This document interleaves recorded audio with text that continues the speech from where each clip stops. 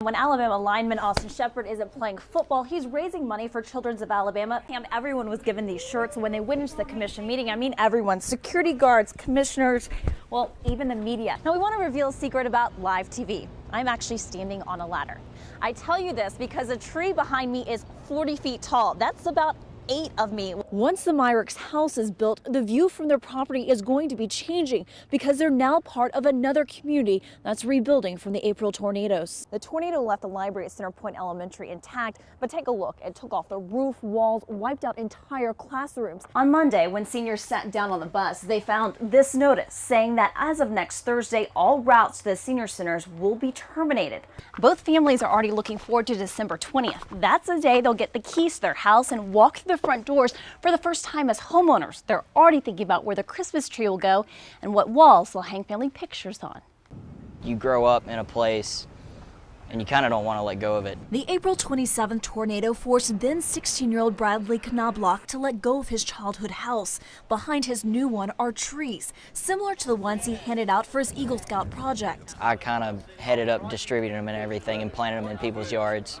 Kind of make the community look like it used to. But it won't ever be the same. If the abandoned lots and tornado-torn houses aren't enough, there's this. Another Eagle Scout project Knobloch is working on with 15-year-old Avery Gallops. It's a memorial to the 12 lives lost. I think it'd be more joyous than saddening. I think we can all remember and we can all, we're building a monument to these people. For these people. The pavers also honor the heroes, like the church congregations who opened their hearts, the volunteers who gave their time, and the neighbors who rescued their own neighbors. Here on the corner of 11th Avenue and 10th Street, we met some of those neighbors minutes after the tornado tore through. Michael Roach and others carried the injured out on doors, sheets, whatever they could find. Having that little bit of footage that we've got kind of helps you process the night that took place, but it's still moments there still coming and going. Just getting his bearing was tough. Trees blocked nearly every way in and out. The injured made it to this block for help. Of all the people we carried, we actually never made it past probably the first block here. How many people do you think you guys carried? Somewhere between 25 and 30 people.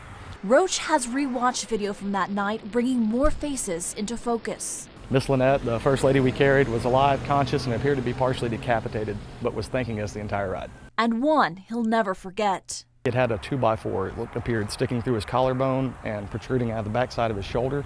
And he had been sitting on a curb waiting for somebody just to drive him up the street about 4 blocks for probably a good 4.5, 5 hours. A year later, even after injured survivors thanked him again, Roach doesn't consider himself a hero. It didn't take much initiative to just go in and do something yourself.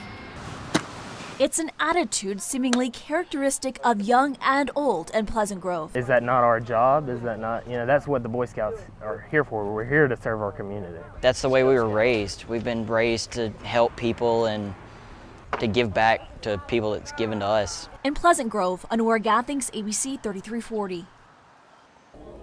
What's this? A prosthetic leg made out of $100 worth of extra car parts. That's about $2,000 less than the cheapest one on the market. I've always wanted to build something that would help somebody else, so this is a great opportunity for me to do this. The parts were actually left over from an earlier project, a utility vehicle that can be turned into an ambulance, tiller, drill, or truck to carry equipment on any terrain. I thought it was going to take forever to build, but it actually didn't take that long. Kyle Brasher and other students created a model that fits into a small box for worldwide shipping and can be assembled in 4 hours.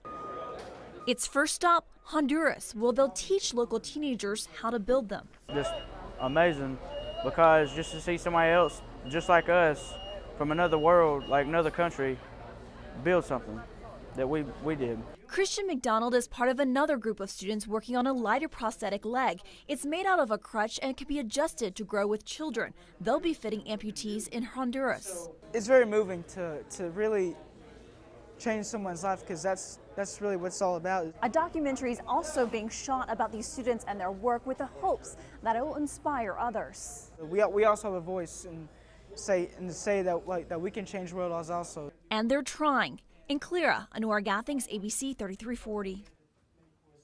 I come to the garden. Commissioner Sandra Little Brown has the ability to inspire.